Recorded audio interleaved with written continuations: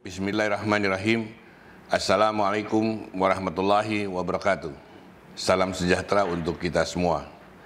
Yang saya hormati dan banggakan, Direktur Sekolah Pascasarjana UNER, Profesor Badri Munir Sukoco, Wakil Direktur Sekolah Pascasarjana, Profesor Suparto Wijoyo, narasumber FGD, Ibu Titi Anggraini, Pembina Perludem, narasumber FGD, Dr. Radian Salman dari Sekolah Pascasarjana UNAIR, para peserta aktif FGD dari sejumlah perguruan tinggi di Indonesia, serta para peserta yang mengikuti melalui aplikasi Zoom dimanapun Anda berada. Pertama-tama, marilah kita panjatkan puji syukur kehadirat Allah Subhanahu wa Ta'ala, karena atas rahmat dan karunia-Nya kita masih diberi kesempatan untuk bertemu dalam keadaan sehat walafiat. Sholawat serta salam marilah kita haturkan kepada junjungan kita Nabi besar Muhammad SAW beserta keluarga dan sahabatnya. Semoga kita mendapat syafaat beliau di akhirat kelak. Bapak Ibu hadirin yang saya hormati, tepat 1 bulan yang lalu, tanggal 8 Juni, saya datang secara fisik ke kampus UNER untuk menyampaikan kuliah umum dalam seminar nasional dengan tema yang sama, yang kemudian hari ini 8 Juli ditindaklanjuti dengan pendalaman melalui FGD. Sebelum saya berbicara tentang materi FGD kali ini, saya ingin kembali menyampaikan dan menjelaskan mengapa saya datang ke kampus-kampus untuk berbicara soal konstitusi. Mungkin ada yang bertanya, mengapa Ketua DPD RI bicara konstitusi? Bukannya DPD RI adalah wakil daerah yang harus fokus memperjuangkan kepentingan daerah. Justru dari situlah semua bermula, karena sejak saya dilantik sebagai Ketua DPD RI pada Oktober 2019 yang lalu, saya memutuskan untuk turun langsung ke daerah, untuk melihat dan mendengar secara langsung aspirasi dan permasalahan yang dihadapi daerah dan stakeholder yang ada di daerah. Dan hingga hari ini, saya sudah keliling ke 33 provinsi di Indonesia, kurang satu saja Kalimantan Tengah. Dari perjalanan saya, akhirnya saya menemukan satu kesimpulan, mengapa hampir semua permasalahan di daerah sama, mulai dari persoalan sumber daya alam, daerah yang terkuras, hingga kemiskinan dan indeks kemandirian fiskal daerah yang jauh dari kata mandiri. Setelah saya petakan, ternyata akar persoalannya ada di hulu, bukan di hilir. Akar persoalan yang di hulu adalah ketidakadilan sosial. Padahal keadilan sosial adalah tujuan hakiki dari lahirnya negara ini, seperti dicita-citakan para pendiri bangsa dan menjadi sila pamungkas dari Pancasila. Mengapa keadilan sosial sulit terwujud? Ternyata karena adanya kekuatan modal dan kapital dari segelintir orang untuk mengontrol dan menguasai kekuasaan. Inilah yang belakangan sering disebut dengan istilah oligarki, di mana oligarki dibangun atas dasar kekuatan modal kapital yang tidak terbatas, sehingga mampu menguasai dan mendominasi simpul-simpul kekuasaan. Dan kemudian oligarki beroperasi dalam kerangka kekuasaan yang menggurita secara sistemik. Mengapa ini bisa terjadi? Karena memang di dalam konstitusi dan undang-undang turunannya dibuka peluang untuk terjadinya dominasi segelintir orang untuk menguasai dan menguras kekayaan negeri ini.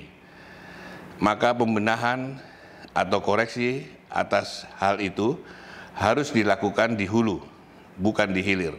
Karena itu saya datang ke kampus-kampus untuk menggugah kesadaran publik, untuk memantik pemikiran kaum terdidik dan para cendekiawan agar terbangun dalam suasana kebatinan yang sama, yaitu untuk memikirkan bagaimana Indonesia ke depan lebih baik.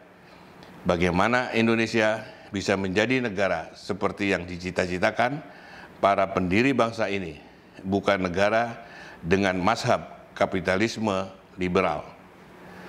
Karena kalau kita mau jujur, silakan dijawab, apakah arah perjalanan bangsa ini semakin menuju apa yang dicita-citakan para pendiri bangsa ini, atau semakin menjauh dari cita-cita yang tertuang dalam nilai-nilai Pancasila dan pembukaan Undang-Undang Dasar 1945?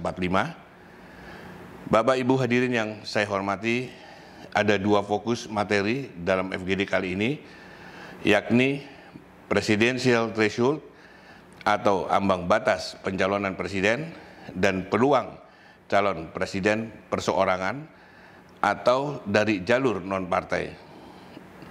Dua fokus bahasan tersebut saling terkait, bahkan terkait juga dengan pengantar saya di atas tadi, yaitu soal keadilan sosial.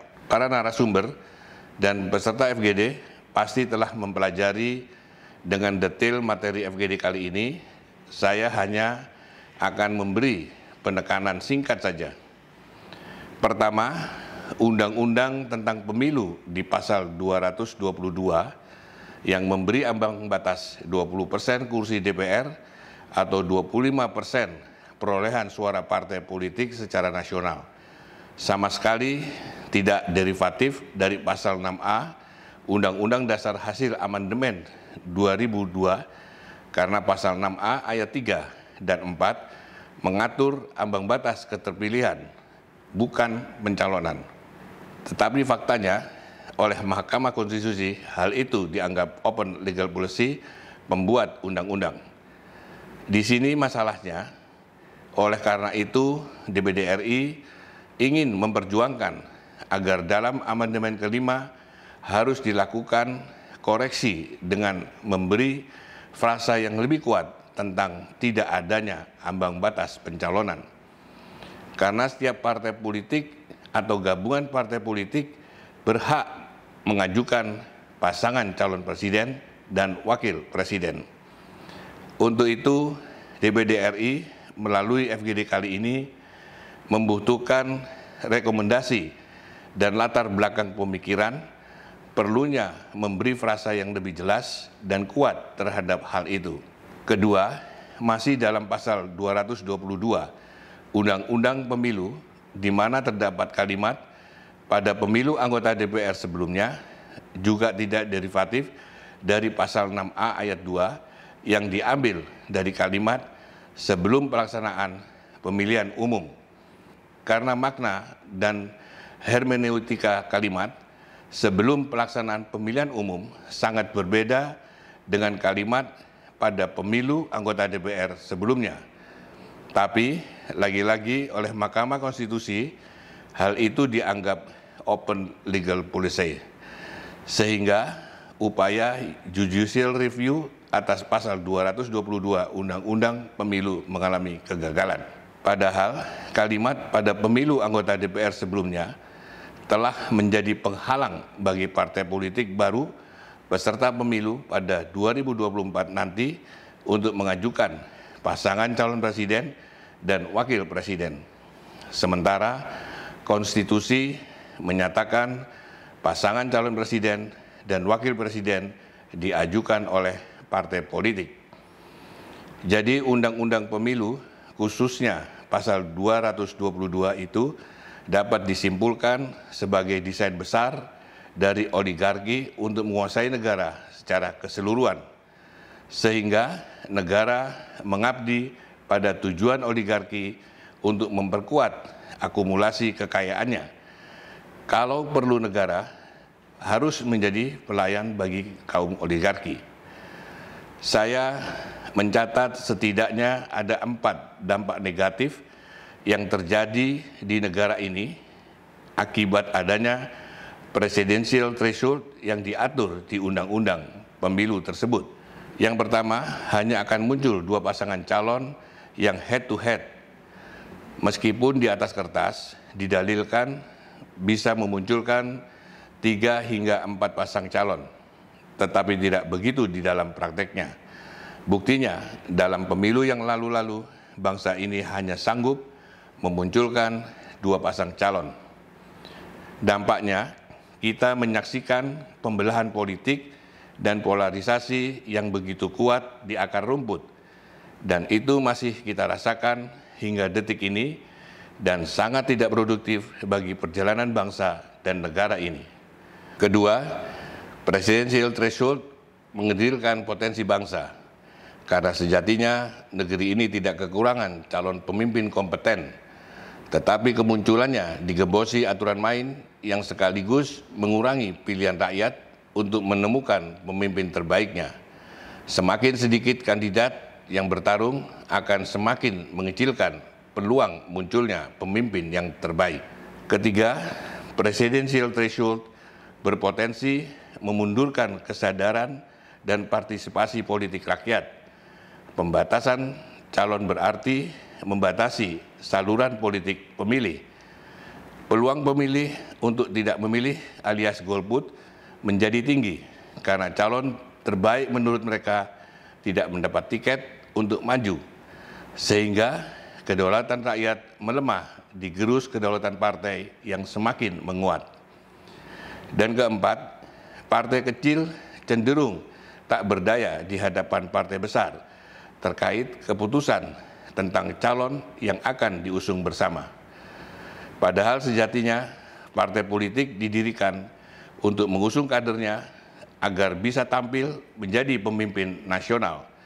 Tetapi dengan aturan ambang batas pencalonan presiden itu, maka peluang kader partai politik untuk tampil menjadi tertutup. Karena hanya partai politik besar atau gabungan partai politik yang dapat mengusung capres dan cawapres. Apalagi dalil bahwa presidensial threshold ini dikatakan untuk memperkuat sistem presidensial agar presiden terpilih memiliki dukungan yang kuat di parlemen, justru menjadi mekanisme check and balance menjadi lemah karena partai politik besar dan gabungan partai politik menjadi pendukung presiden terpilih. Akibatnya yang terjadi adalah bagi-bagi kekuasaan dan DPR menjadi legitimator kebijakan pemerintah. Inilah persoalan yang sebenarnya yang ada di hulu, bukan di hilir.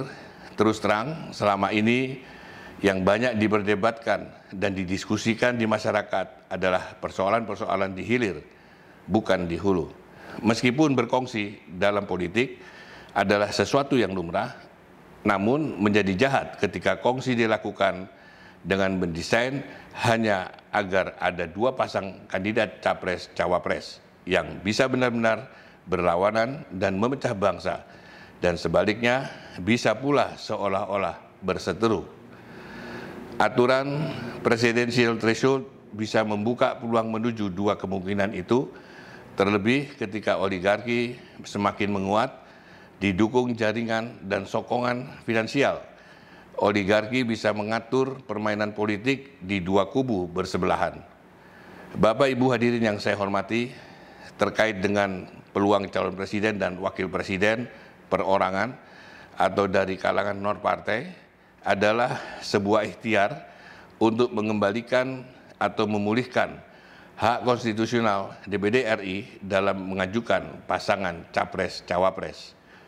Disebut memulihkan karena bila melihat sejarah perjalanan lembaga legislatif, hilangnya hak DPD RI untuk mengajukan kandidat capres-cawapres adalah kecelakaan hukum yang harus dibenahi. Dulu sebelum amandemen Undang-Undang Dasar 1945, Presiden dan Wakil Presiden dipilih oleh Majelis Permusyawaratan Rakyat. MPR saat itu terdiri atas DPR dan utusan daerah serta utusan golongan. Artinya, baik DPR selaku anggota MPR maupun anggota MPR dari utusan daerah sama-sama memiliki hak mengajukan calon. DPD RI lahir melalui amandemen ketiga menggantikan utusan daerah, maka hak-hak untuk menentukan tata kelembagaan di Indonesia seharusnya tidak dihilangkan, termasuk hak mengajukan pasangan calon presiden dan wakil presiden. Lagi pula, DPD memiliki legitimasi yang kuat bila utusan daerah dipilih secara eksklusif oleh anggota DPRD provinsi, maka DPD dipilih melalui pemilihan umum secara langsung oleh rakyat. Ini menjadikan DPD sebagai lembaga legislatif non-partisan yang memiliki akar legitimasi kuat dan mandat langsung dari rakyat. Kita bisa berkaca pada hasil survei akar rumput strategis consulting yang dirilis pada 22 Mei 2021 yang lalu, di mana hasilnya ditemukan bahwa 71,49% responden ingin calon presiden tidak harus kader partai dan hanya 28,51% saja yang menginginkan calon presiden dari kader partai. Studi ini harus direspon dengan baik. Seharusnya DPD bisa menjadi saluran atas harapan 71,49% responden dari hasil survei ARSC yang menginginkan calon presiden tidak harus dari kader partai. Makanya saya menggagas bahwa amandemen kelima nanti harus kita jadikan momentum untuk melakukan koreksi atas arah perjalanan bangsa. Kalau partai politik yang di parlemen direpresentasikan melalui DPR RI dapat mengajukan pasangan calon presiden dan calon wakil presiden, maka DPD RI sebagai representasi daerah idealnya juga mendapat kesempatan yang sama untuk mengusung misalnya satu pasangan calon presiden dan wakil presiden dari usulan DPD RI. Apalagi negara bangsa ini lahir atas proses panjang perjuangan komunitas civil society yang meliputi Kerajaan Nusantara hingga pesantren serta organisasi masyarakat sipil lainnya, bukan dilahirkan oleh partai politik. Akhir kata, semoga kampus kembali menjadi pemantik kesadaran publik dan kesadaran para pejabat pemegang amanah untuk mengingat sumpah jabatannya dan kemudian duduk bersama untuk merumuskan perbaikan negeri ini ke depan. Dan bila rakyat, khususnya kaum terdidik di kampus, sungguh-sungguh menghendakinya, maka DPD RI siap menjadi wadah yang menampung dan menyalurkan aspirasi tersebut. Yakinlah bahwa niat baik insya Allah akan menghasilkan sesuatu yang baik. Teruslah bekerja dan bekerja ikhlas demi Indonesia yang lebih baik. Terima kasih atas perhatian Bapak Ibu hadirin sekalian. Dan dengan mengucap Bismillahirrahmanirrahim, FGD hari ini dengan tema penghapusan ambang batas pencalonan presiden sebagai peneguhan kedaulatan rakyat dan penguatan sistem presidensil, saya nyatakan dibuka. Wabillahi taufiq wal hidayah. Wassalamualaikum warahmatullahi wabarakatuh.